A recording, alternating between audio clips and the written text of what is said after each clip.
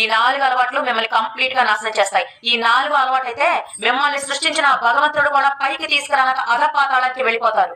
Number 1, addiction to drama. చాలా మందికి నిందలేయటం, చాడీలు చెప్పడం బాగా అలవాటైపోయింది.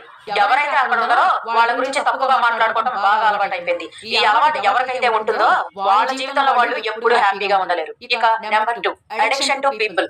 జనాలు ఏమనుకుంటారో, ఇలా జనాలు ఏమనుకుంటారో అన్న ప్రశ్నతో మిగిలిపోయి చాలా మంది వాళ్ళు చేయాల్సినవి చేయకుండా చివరికి చచ్చిపోతూ ఉంటారు.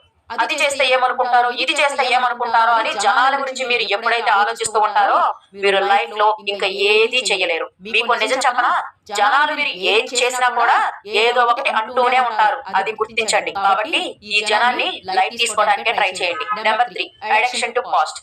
చాలా మంది గతం గురించి ఆలోచిస్తూ ఉంటారు. ఎప్పుడు చూసినా గతంలోనే ఉండిపోతూ ఉంటారు. గతంలో ఉండిపోవటం వల్ల ఫ్యూచర్ గురించి ఆలోచించడం మానేస్తూ ఉంటారు. అయిందేదో అయిపోయింది కదా, గతంలో